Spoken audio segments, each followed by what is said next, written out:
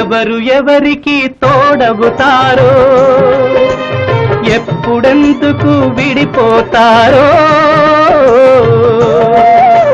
మమతను కాదని వెళతారు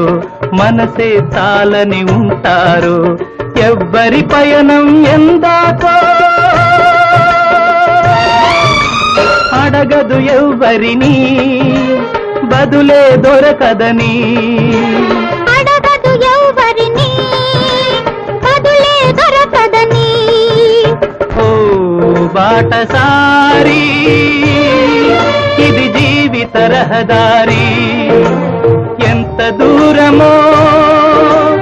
ఏది అంతమో ఎవరు ఎరుగని దారి ఇది ఒకరికి సొంతం కాదు ఇది ఓ బాటసారి ఇది జీవిత రహదారి